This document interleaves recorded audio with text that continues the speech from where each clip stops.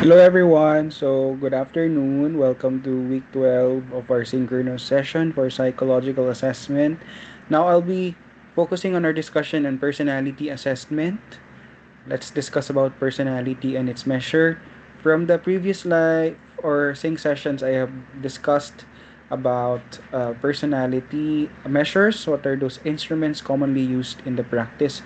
Now let's discuss how we can assess personality. So, as McClelland defined personality, it is the most adequate conceptualization of a person's behavior in all of its details. Many theories also has different definitions of personality. From your theories, 'di ba, may mga matatandaan kayo ng mga definitions ng mga iba't ibang mga theorists. Personality, in an essence, is an individual's unique, distinguishable constellation of psychological trait that is relatively stable over time. Stable in such a sense that it has a pattern. Relative because nagbabago siya depende sa situation.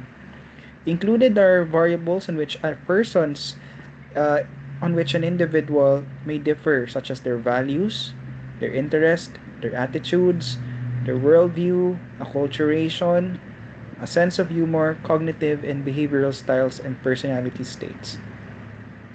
As defined, personality assessment is the measurement and evaluation of psychological traits, states, values, interests, attitudes, one's worldview, acculturation, and a sense of humor, cognitive, behavioral styles, and other related individual characteristics.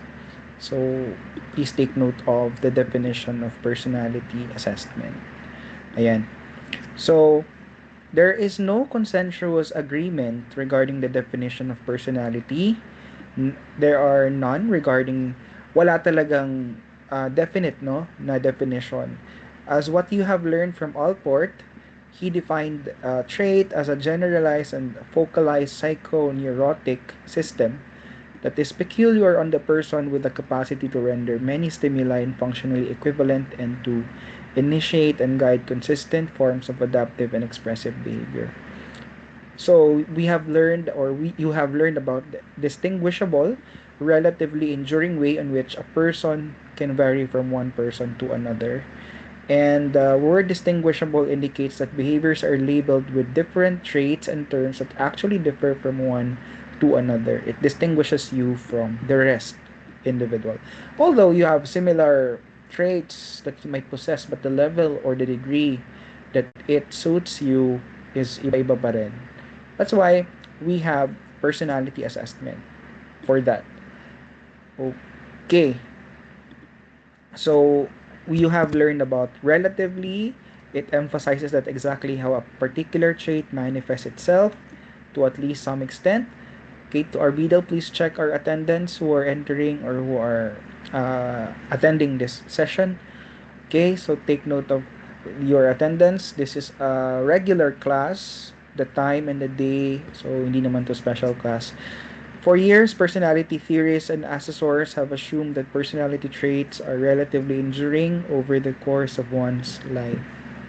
So, ayan. So, syempre, may personality traits talaga tayo na talagang nasa atin na talaga simulat sa pulpa. But some of it might change, the level that it might change, no? Meron ding magbabago, meron ding mawawala. Ako, naniniwala naman ako doon na our personality is ever changing. But there are traits that will remain with us for the rest of our lives. There are traits that we could learn, unlearn, and relearn. So, let's proceed. Personality types. So you've learned about different categories of personality types that again refer to constellation of traits that is similar in a pattern to one identified category of personality within a taxonomy of personalities. So from several theories, we have Hippocrates. You have learned about this one, how he classified people and their personality types into four: melancholic, phlegmatic, choleric, and sanguine. Diba ito yung mga bodily fluids. And for Carl Jung, very popular ito, yung personality typology, introversion, extroversion. Basis siya sa MBTI, no? Myers and Briggs. For John Holland, sa kanya yung RIA sect, wherein he categorized people as to the 6 personality types: artistic, enterprising, investigative, social, realistic, and conventional. RIA sect. So, profile. So, when I say profile or personality profile, it's a narrative description or psychological profile. It's a narrative description, graph, table, or other representation of the extent to which a person has demonstrated a targeted characteristics as a result of the administration or application of tools of assessment. Typically, it's a combination of several tests such as personality, psychological test, and interview, behavioral observation. So, from a typical psychological report, mas mahaba at mas intensive si psychological profile. You're profiling a person. Personality profile is the targeted characteristics that are typically traits, states, or types that exist on the bounds of the human person. Personality states. A personality state is an inferred psychodynamic disposition designed to convey the dynamic quality of the id, ego, and superego in perpetual conflict. So we have the state and traits. I guess you already distinguish it, no? Yung state, ito yung nagbabago, depende, no? Hindi siya definite. So it could relatively temporary predisposition, state ng person, and depende to, no? Sa gising, number of hours of sleep, nakakain ba, may sakit ba, that is your state. While your trait is more more defined as compared to state. Again, it's still relatively enduring. Measuring personality states amounts in essence to a search for an assessment of the strength of traits that are relatively transitionary or fairly situation specific. So there are a lot of tests like the BPI, Basic Personality Inventory. We have also the NeoPi or the Neo-FFI based from the theory of McRae and Costa. We also have BDI, Beck Depression Inventory. We have the Beck Anxiety Inventory. So, this could measure states, the BDI and the BAI, the BI. There are also inventories that could measure, let's say, trauma, no? Trauma. PTSD scales are also given. That is a form of severity scale, no? BDI and BAI is also a form of severity scale. And but again, I can say that we have the BPI, the NEO, yung RIASEC, no, those are common personality tests. Also, the most popular, or ito yung talagang standard or gold standard in measuring personality, none other than the MMPI. Okay? MMPI. So, it has a lot of clinical scales to measure, no? Depende if may certain psychopathology ba na nag-exist on the person. We also have the MCMI or Milon's clinical um, MCMI, Milon's clinical, I forgot the ano, MCMI yun, no? MCMI, multi-axial inventory, Milon's clinical multi-axial inventory, if I'm not wrong. So that will help determine personality disorders. So again, the acceptable ones, we have the BPI, we have the NEO, we have the MMPI, commonly used in the practice. And there are a lot, no? There are a lot. And come across later, we have projective test or projective techniques. Personality assessment, who is being conducted. Of course, the person who is being referred to you. So, siya yung ina-assess natin. So, commonly used personality assessment is self-report scales. Self-report, wherein ikaw ang magre-report or ikaw ang sasagot dun sa mga responses or items. 'Di ba nagpagawa ko sa inyo ng scales or instruments na Likert scaling ang nature niya, so parang ganun din ang personality test, wherein the person will select how much the statement is applicable or characterizes him or her.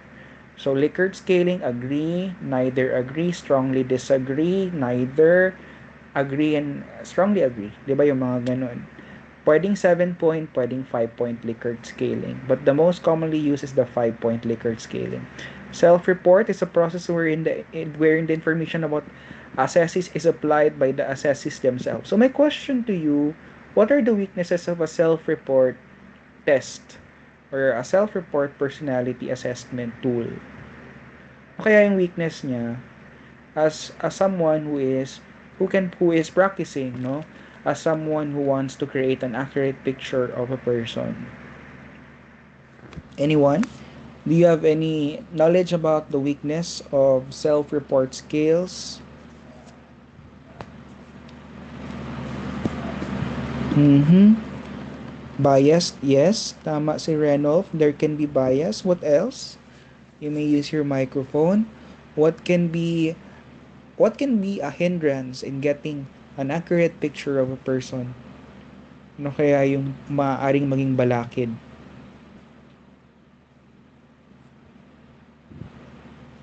Oo. What do you think, guys? So, it all boils down. Yes, Miss Platon? Ano po, sir, if it's a Yes, Miss self-report po. Platon, you're being called. Sir, hello? Sir, my microphone not Yeah. on. Yes, yes, dear. Marites po ako, sir. Yes, yes, Okay. dear. If sa self-report po kasi, sir, the client po or the person won't be able to kanang disclose their personality or something like that kay baka they might try to fake being good or being bad po depending on the question para parang may self-bias po, sir, ganon. Yes, yes, that is correct. Thank you, Miss Platon. So, this is also correct. They can fake good or fake bad responses. Sometimes a person is also unaware of their own problems that are visible to others. So, with this, meron na tayong interview. Sometimes kasi may mga tendencies na hindi consistent ba dun sa mga sinasabi niya, dun sa nare-report niya. Kaya minsan ako nakikita ko na bakit ang taas ng kanyang depression sa clinical skill or yung negative affect niya or yung fatigue niya. Pero in the clinical interview, hindi naman niya sinasabi ito sa akin. Ano yung inconsistency behind that? There is something missing. There is a link missing. And also, impression management. 'Di ba? Ikaw, example, kung matalino ka, gusto mong makapasok sa isang trabaho, syempre, yung sasagot mo dun sa mga personality test will give you in a good light. Kumbaga, ilalagay mo yung sarili mo in such a sense na magiging maganda yung impression sa'yo nung nag-hire sa'yo. So, ang gagawin mo is yung mga positive statements, you're going to answer it na magiging maganda yung magiging impression mo. Gets nyo yun? And this is the reason why nagkaroon ng birth ng projective techniques or projective test, no? Techniques kasi minsan ang tawag kasi wala talagang concrete manual kung paano mo talaga siya i-interpret. Walang universal way. So there are manuals pero hindi siya universally followed.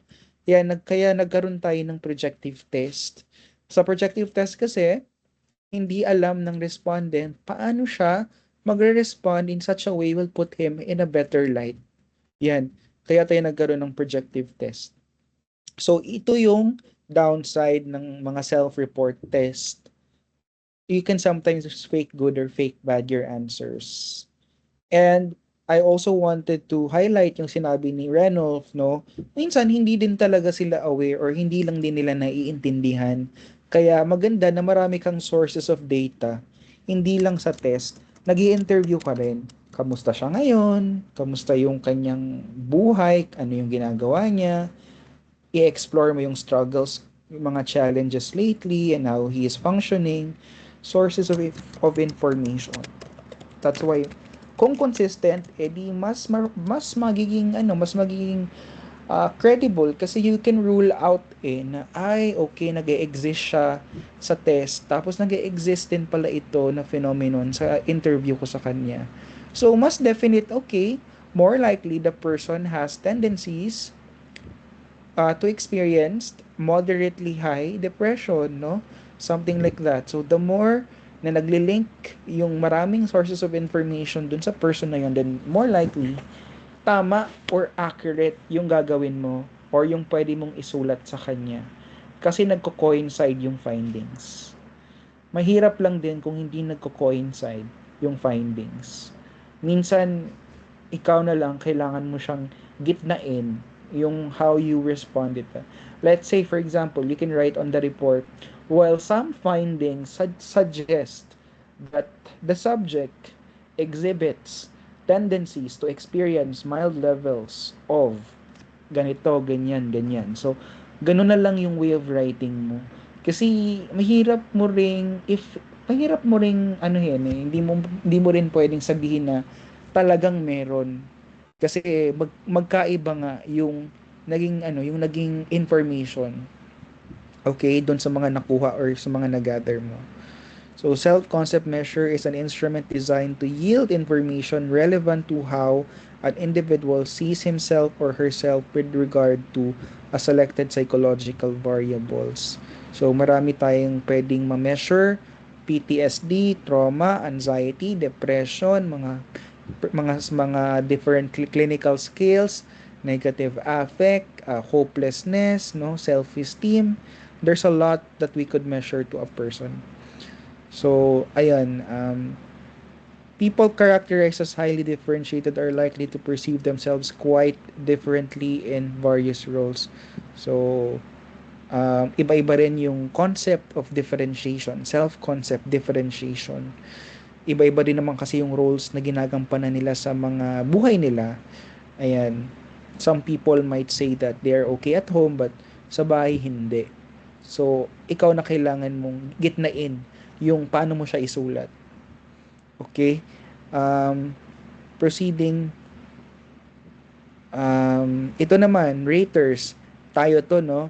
May vary in the extent to which we are or we could rate or we could judge their responses.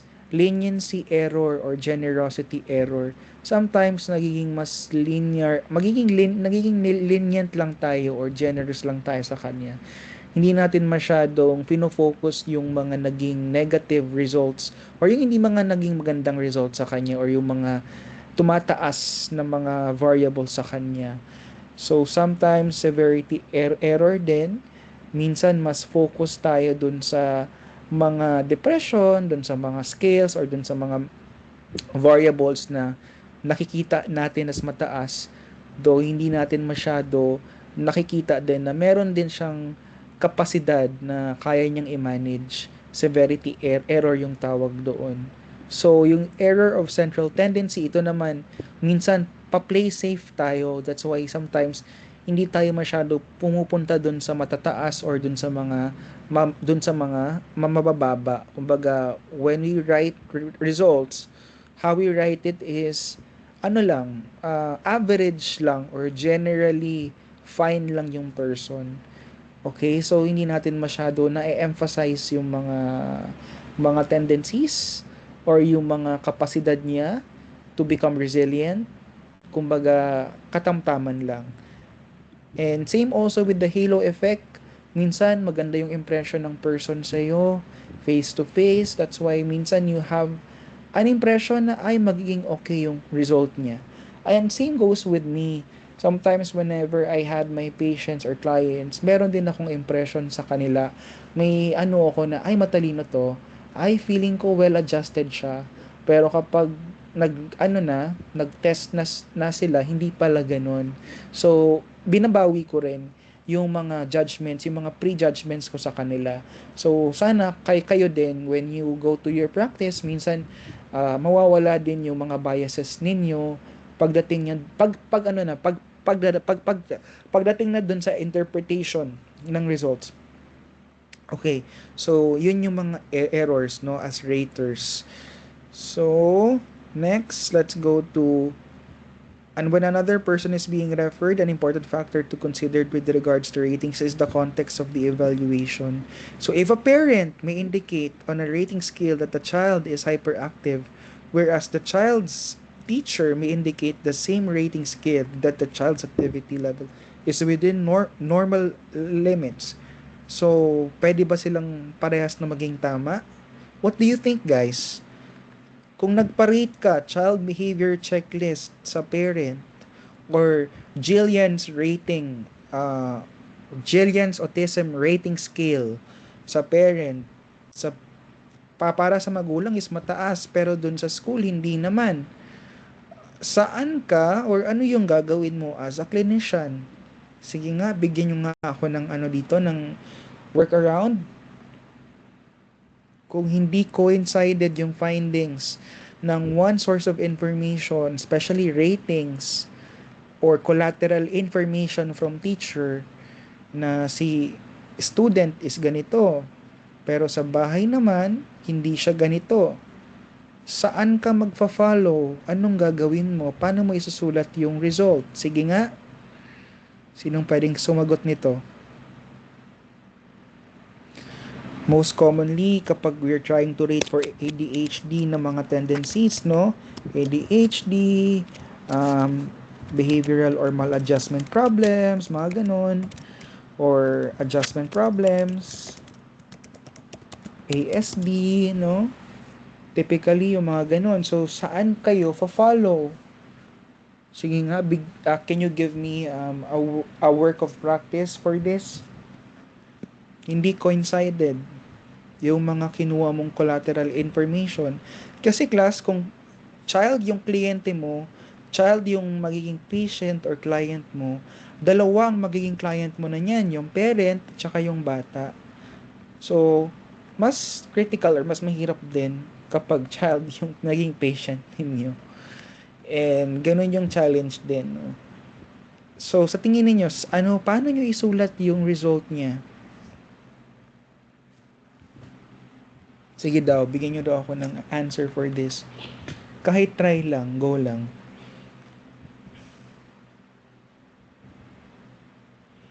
Maaari ba sila maging tama?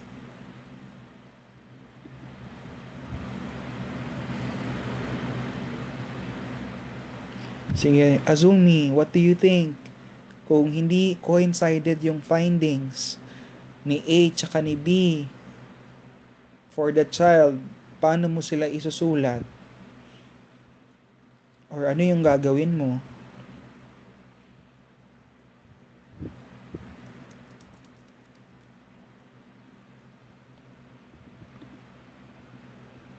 Or Kyle, sige daw. Anyone?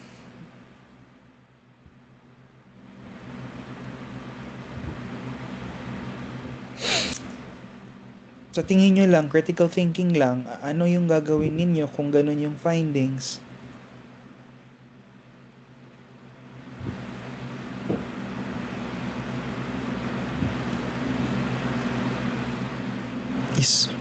Isabel, what do you think? Ano yung gagawin mo kung ganun yung naging findings? For anyone, sige daw. Try nyo lang, ano kayang magandang gawin natin dito? Kung ganun yung findings niya.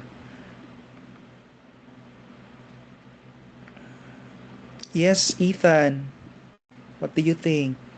Sige, si Ethan muna. Yes, Ethan. What will you do?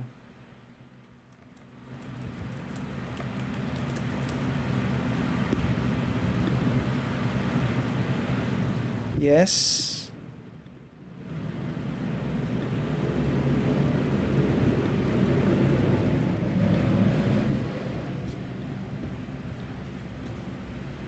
I cannot hear. Hello. Yes, please. What will you do? Wait. I think my connection is a little spotty right now.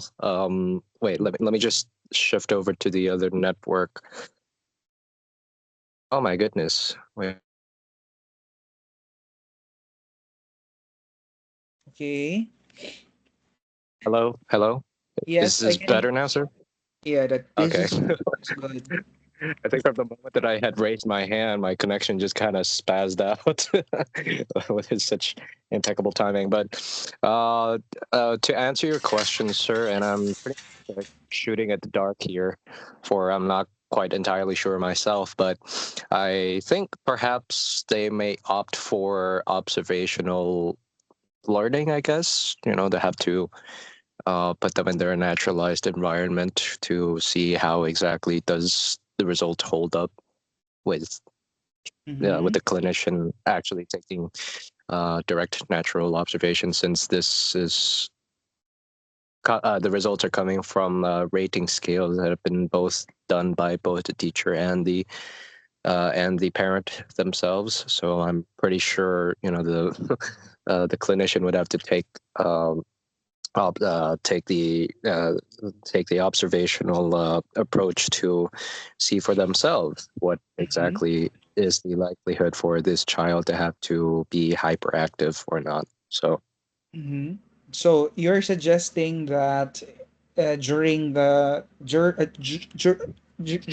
niyan, during sa formal assessment on the session, it's what you're going to base, not just merely on what is being reported by the parent and by the teacher, no? yes, sir. Yeah. I guess that's what you're trying to say. Sige, Azumi is also raising her hand kanina. Yes na? Would you like to say something from that question? Thank you. Sorry, mag-try lang po ako. But, one thing that I could consider, or that I can do para, like, use po yung findings is by i-compare ko ang settings po, sir, because, for the parents' environment po, kaya it may be different compared to the school setting po. So, another thing po is to yun, I compare the settings and also maybe, ano po sir, observe the child. Okay, um, nagadepende po ang behavior sa bata. Maybe with parent or with the teacher po. Mm-hmm. Okay. So you could observe on the assessment, no, itself. But class, you can also report this by saying or by stating that at home, the child appears to behave like this. At school, as reported by his teacher, the child appeared to behave like this. Because sometimes the behavior of the child may not be the same at home and at school. So that is something we could consider. Okay? So, you can still report that one on your psych report. Pwede nyo pa rin sabihin yon. Yeah, that as mentioned by the parent, the child appears to be like this. At school, the teacher, as reported by the child teacher, the child or the subject appears to behave like this and like that.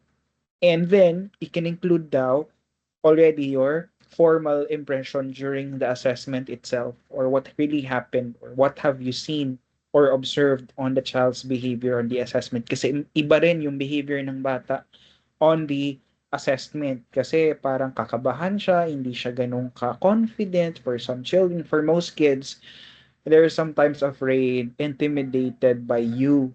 And it seems like hindi sila ganun yung sila talaga. Kasi wala sila sa natural habitat eh.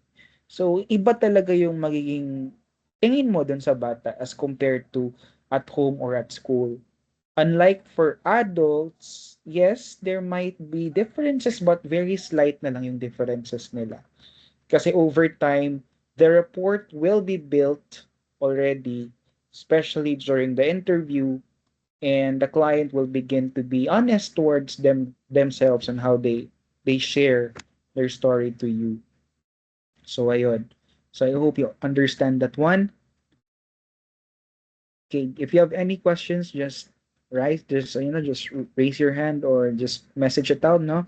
Primary content area are sample, personality measure are tools used to gain insight into a wide array of thoughts, feelings, and behaviors associated with the aspects of the human experience. So response style, this refers to a tendency to respond to a test item. And impression management, this is a term used to describe the attempt to manipulate others' impression through the selective exposure of information. So they have the tendency to give favorably biased but honestly held descriptions. So my way of practice is, sir, ma'am, here are some personality tests or psychological tests. I want you to be honest as much as possible. And if ever you'll be answering in a different light, or whenever you're not going to answer as honest as you can, there's a tool or way that I have para malaman ko na hindi po totoo yung mga responses ninyo. Yun naman parang slight takot lang para talaga silang mag-respond ng honest as possible to you. So yun yung aking way, no, for them to respond as honest as possible. And syempre mahalaga din na during personality assessment, sir, if there are some items here that you don't understand, tanungin nyo lang po ako para ma-explain ko sa inyo yung ibig sabihin ng item na to. There are words that they are not familiar with, like the word sulk. Hindi nila alam yung word na sulk. Sulk is, diba, yung manluod, something like that. So there are words or phrases that are not common on their culture, so they could ask you. And in dealing with people that are blind, I have clients before na hindi sila nakakakita, then we utilize alternate way of testing. Okay? So alternate way of testing or alternate assessment ang tawag dyan, no, sa psych assessment. So ang ginagawa ko, binabasa ko sa kanila yung test item and ako na lang yung magre-respond on behalf of them. So yun. So some tests has validity scales wherein it could create judgment of how the test taker responded and whether observed the responses are really the product of their response style, carelessness, efforts to deceive, unintentional misunderstandings. So response style, so ito yung mga example niya: socially desirable responding, acquiescence, non-acquiescence, deviance, etc., etc. So this is part of MMPI. Validity scales is part of the MMPI and the PI. So the PI is an alternative to MMPI due to the large number of items. Sa MMPI kasi class 567 items, sa PI mas konti lang yung items. Personality assessment inventory pala yung PI, pero same yung clinical skills nila. Yan. So okay. So the scope of an evaluation may be very wide. An instrument may be designed to focus as little as a particular aspect of personality. So how do we conduct it? So sometimes we have interviews. So an interviewer must typically follow an interview guide as to how he will position the questions or how he will ask the person about his life, her life. Akong ginagawa ko, I always start with the background. Ano yung trabaho niya, yung edad niya, and ano yung mga kinakaabalahan niya, asan siya nakatira, sinong kasama niya sa bahay, that going to his current physical health condition, may mga maintenance ba siya, tapos yung tulog at kain niya, yun yung dalawang hindi nawawala sa akin. May problems ba sa appetite, may problems ba sa pagtulog niya, sa pagkain niya, may problems ba doon? Okay? Meron ba siyang mga self-care routines like control ng food intake, diet, no? May mga minomonitor ba siya sa health niya, weight and all. So ganon. And going to his family, early family life, saan siya nakatira, pang-ilan siya sa mga magkakapatid, born out of pang-ilan siya, yung sibling rank niya, born and raised saan. Basically yon, no? Then kamusta yung childhood niya? Usual may question ko dyan is, how was your childhood? Ano yung ginagawa mo nung bata ka pa? So, ganun yung mga linyahan ko, no, to measure also his past experiences. Now, going to his current experiences is yung buhay niya ngayon, no? So, ano yung trabaho niya, yung ginagawa niya, tapos yung mga kinakabisihan niya aside sa work. May mga hobbies, may mga sports ba siya? Yun, so, then going to his, kung ano ba yung purpose ng assessment. Example ko is sa adoption. So, pupunta na ako dun sa pagiging parent or nanay niya. So, as a parent, what kind of mother or father he is? Supportive, gentle, disciplinarian, in the middle, authoritative ba siya? Ganon. So, doon na ako pupunta. Punta na ako dun sa pagiging parent niya. Anong values yung usual niyang binibigay or he is trying to teach to his kids. So, pwede ka rin pumunta doon. May physical way of punishment ba siya? How about communication? Then you can also explore yung about marriage life. He is married too. He is in a relationship too. How long na sila, no? Paano nila na manage yung personal differences nila kapag may mga away? Ano yung what is something that he appreciates from his partner? Something like that. You could explore more about that and going to his intention of adoption. So ito yung intention niya. I am intending to proceed with the legal adoption of the I want to adopt a child because ano bang ibig sabihin sa kanya ng adoption? How does he understand it? Then hanggang sa makapunta ka na dun sa end which is concluding na. So ito na yung general na he aspired to proceed or to become a licensed adoptive parent because ganito or ganyan. So, ganun yung structure ko commonly sa mga ginagawa kong interview. Matrabaho si clinical interview. It does require time and mental effort, no, to put sentences into words and into order. Graphology, assessing through handwriting analysis, no, and etc. So aside from the test, the interview is also there for you to understand the psychological personality background of the person. So ayan, let's go to personality assessment. So it could be idiographic or nomothetic. So idiographic approach, what assessment tool or what source of information? We are trying to study, investigate the person only to himself or herself lang. Individual's unique constellation. How about for nomothetic, what tool or assessment tool can we use here? Sige daw, common sense question. Idiographic, ano yung assessment tool for this? Idiographic is in interview, behavioral observation, those are idiographic. While nomothetic is, we have personality tools, like personality ng mga tools. Kasi we're trying to compare the person on his or her own. No. We're trying to compare the person to on the rest of the test takers. We're trying to know yung percentile rank niya. Asan ba siya sa mga test takers? Sa among all of the test takers, high ba, low ba yung ganyang klaseng level niya. So, this is under Alport pala, yung sa scoring and interpretation. So, self-report and others evaluation. Example are the following, no? So, enjoys meeting new people. Strongly agree ka ba? Disagree? Neutral, no? Agree or strongly agree? So, yan yung mga example.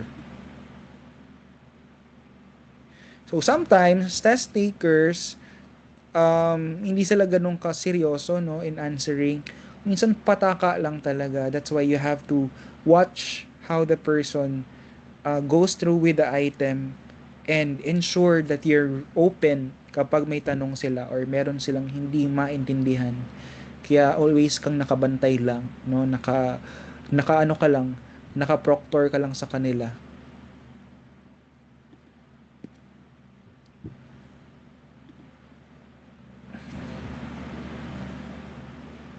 So theory, personality measures differ in the extent to which they rely on a particular theory or experiences. Okay. Data reduction methods. Do you have any questions, class? Baka may questions kayo. Now, let's go to acculturation. Acculturation is an ongoing process by which an individual's thoughts, behaviors, values, worldview, and identity develop in relation to the general thinking, behavior, customs, and values of a particular cultural group. So, through acculturation, one develops culturally accepted ways of thinking, feeling, and behaving. So, worldview, this is the unique way how people interpret and make sense of their perceptions as a consequence of their learning experiences, cultural background, and related variables. So, tayong lahat magkakaiba yung worldview natin, 'di ba? Iba-iba yung worldview mo about what is nation, what is a good life. So, all of us have different notions of what is a good life or what is a life worth living. So, magkakaiba tayo based also in our experiences and in how we are raised and in our personal views. Views or ito naman yung values, these are the ideals that the individual believes and not that which an individual and believes not that which an individual prizes. So all of us have different values. Sa inyo guys, ano yung values that are very important to you and you hold strongly for or you're fighting for? Me, the values that really is important to me is the value of honesty and loyalty. Those two things are very important to me. Loyalty, especially that one. So, how about you guys? What are values that you hold strongly with yourselves? And for me, I guess it matches with my Taurus energy that being loyal and honest. And yeah, so how about you guys? Ano kaya yung values that you strongly hold, as in ganun talaga kayo, hindi siya mawawala, hindi pwede ma-bend na lang sa inyo? Sincerity, oh, I like that one, Lex, no? Being genuine, okay, I like that one. Fairness, oo. How about the others? Ano yung value that you hold strongly? Kindness, okay. Very in line yung mga sinasabi ninyo sa pagiging psych major, no? So, yung mga ganyang mga values, parang critical siya sa pagiging psych major. Instrumental values are guiding principles to help one attain being genuine and fair. I also like this one. Guiding principles to help one attain some objective, and terminal values are guiding principles in the mode of behavior that an endpoint objective. So sometimes there are values that we just use just to a means for an end. Ganun lang. Okay. So I hope you've learned something from that. So MMPI. So loving. Okay. Thank you. So MMPI, so we have the Minnesota Multiphasic Personality Inventory. So this is the product of a collaboration of Hathaway and McKinley, designed as a aid to a psychiatric diagnosis in adolescents and adults 14 years age and older. So there are 10 scales for MMPI: hypochondriasis, depression, hysteria, psychopathic deviate, masculinity, femininity, paranoia, psychasthenia, schizophrenia, hypomania, social introversion. So ito yung mga skills niya na nandun. So kakayang ma-measure ng MMPI itong mga skills na yan. And from then on, napapaloob na dito yung mga iba't ibang mga mental health disorders. Ayun. So ito yung sikat na the Minnesota Multiphasic Personality Inventory. Sa lahat ng cases class, ito yung highly recommended. Dahil siguro sa standardized pa talaga si MMPI, may kamahalan din ito, maraming items ito, and well, hindi naman talaga required, pero MMPI ang pinaka mataas na personality test para sa akin. Meron din tayo yung MELONS, clinical multiphasic inventory ata yun, no? So, yun yung for personality disorders. If meron bang personality disorders, to assess that one. And nagkaroon na rin tayo ng birth ng projective test. So explain ko lang, ma-share lang. Yung projective test kasi or techniques, nabuo siya dahil nga dun sa sabi ko sa inyo na merong impression management si responder or si test taker na pwede niyang baguhin yung sagot niya. He could fake good or fake bad his or her answers. In projective techniques, ang instruction mo lang is you just allow the client to respond in any way he or she can. You don't have to say that like this or like that. Less influence of culture. Okay? So, yung project ko sa inyo, you have to critique a projective test or technique. So, we have a lot of projective tests. We have house tree person, draw a person test. Ito yung mga figure drawing test. You also have Rorschach ink blot test. Ito naman ay ginagamit siya for adoption kasi sikat or alam to ng mga judges. Rorschach ink blot test. We have thematic apperception test and child apperception test. So, may mga pictures, then pinapastory mo yung client mo dun sa set of pictures na yun. We also have SAC sentence completion test. So, may mga 14 may mga sentences na kulang, then you allow the client as fast as he can, no? As fast as she can. Kasi ang goal kasi talaga ng projective test is matanggal ang censorship. So, kumbaga yung filter ba, mawala na yung filter. So, unconsciously, inaalaw mo na yung unconscious material mag-proliferate or lumabas through unconsciously answering or doing it. Yun yung goal niya.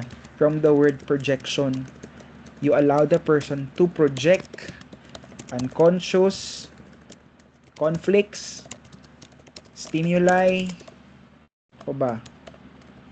Or thoughts, pattern, no?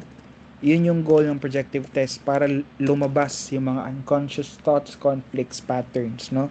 Yun, mawala ang censorship, mawala yung filter. Yan yung goal niya. So, that will be my assignment to you. I want you to critique it kasi may mga gumagamit talaga ng mga projective test. Yes, but there is also that one silver lining.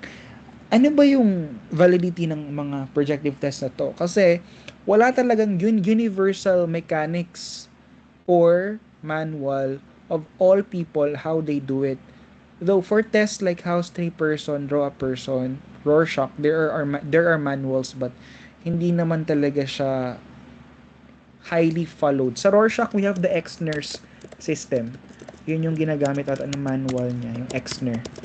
So, though, may mga ganyan pa rin, pero hindi naman talaga all are universally subscribing into one manual of how they want to do it or how they will interpret it.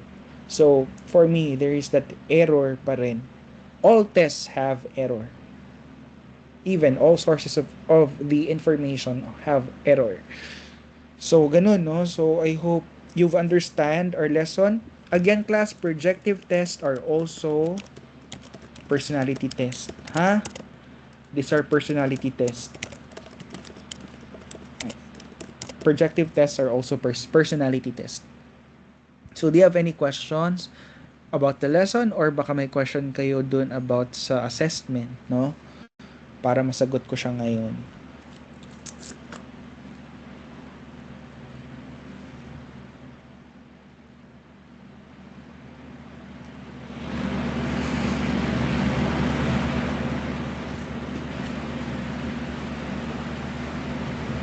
Okay. So, I guess that will be all. Thank you so much everyone for